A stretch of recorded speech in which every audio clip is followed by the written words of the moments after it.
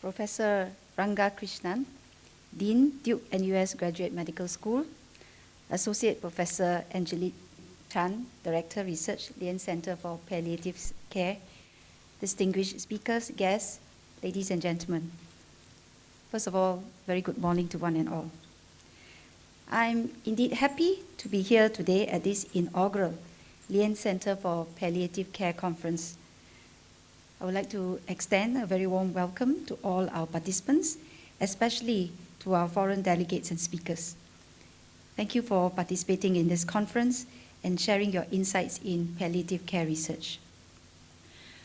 One of the key recommendations of the National Strategy for Palliative Care is to promote research in this area to guide clinical practice and service delivery. I'm heartened that the Lien Center has responded to this call and has initiated this conference as a platform to advance research and best practices in palliative care. High-quality research underpins all aspects of healthcare. Good research evidence on therapeutic interventions and care processes is essential to improve clinical care and service delivery. From a broader systems perspective, research on the cost-effectiveness of treatment options is also important to ensure the sustainability of the care services provided. Despite the growing importance of palliative care, there is general recognition of the relative lack of research on the provision of care for the dying. This is in part due to the difficulties in conducting research studies involving a vulnerable population and the potential burden that the process might bring to the patient and the family. Yet, high-quality research is urgently needed on palliative care in general, and especially on palliative care for older people, given our rapidly aging population and increasing prevalence of chronic debilitating conditions. Because of its multifaceted nature, it is important that we develop a robust evidence base for the various dimensions of palliative care, including symptom control, palliative care for non-cancer illnesses, and psychosocial care.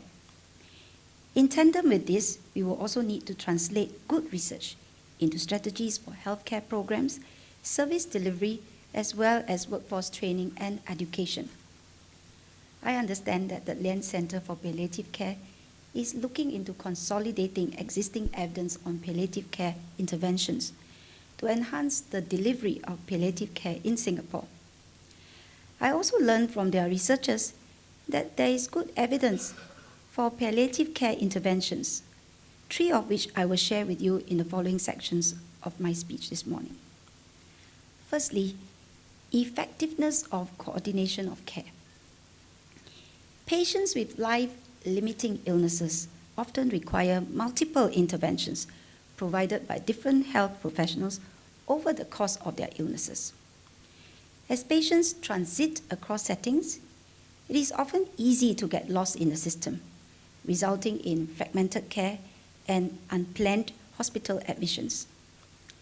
Coordination of care across settings is therefore critical to ensure that the patient receives appropriate and timely care in line with his or her needs and preferences.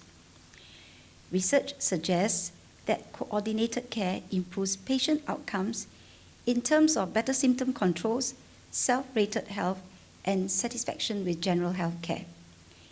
In many instances, this coordination is facilitated by a healthcare professional who proactively identifies all the care needs of the patient and facilitate referrals to the relevant supporting services such as home nursing and personal care assistance. Coordination of care can be enhanced by putting in place the relevant systems to organize and integrate care. For example, I recently visited Edmonton in Canada. In fact, I just landed yesterday, and was impressed by the strong collaboration that existed across different healthcare settings involved in the delivery of palliative care, including the hospitals, long-term care institutions, hospice home care providers, and the primary care physicians.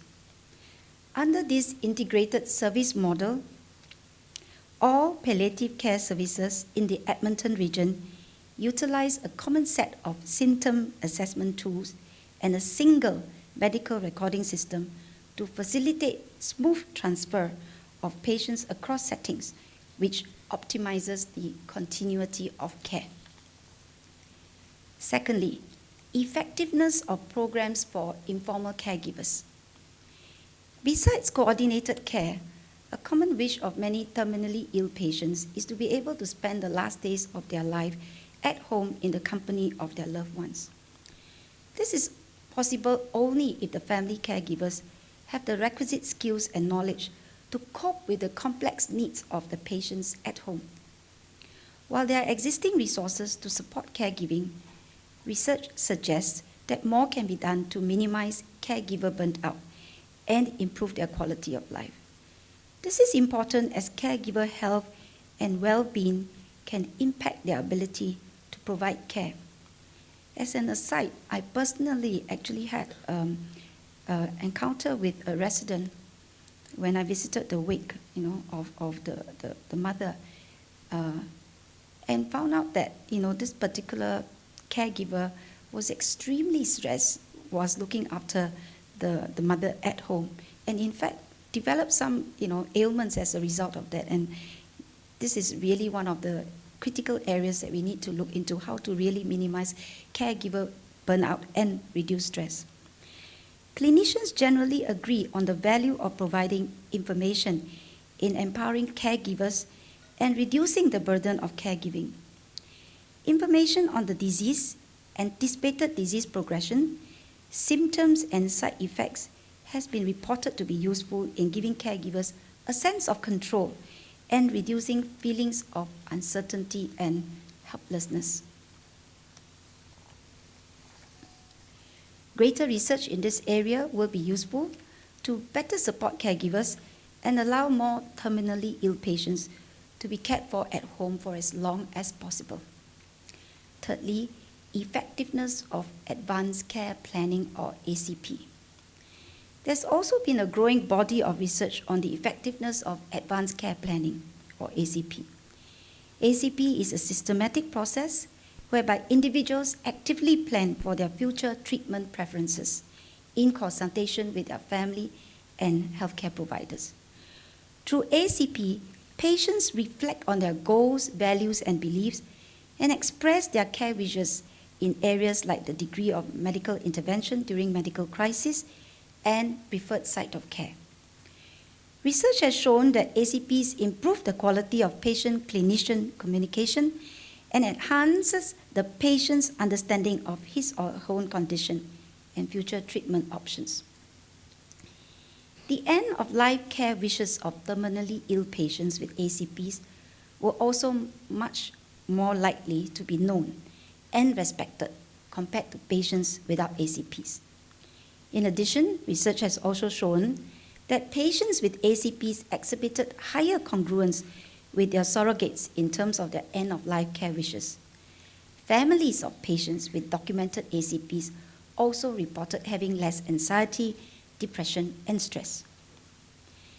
As mentioned earlier in my speech, while there is growing interest in palliative care research in recent years, there are still gaps in our knowledge in palliative care. At the international level, we still need more research on palliative care interventions to determine how effective and feasible they are in the context of cultural differences, patient preferences, and healthcare systems across countries. This conference is thus a huge step in this direction. In closing, I encourage all of you to be steadfast in your efforts to engage in further research to improve the care of patients at the end of life.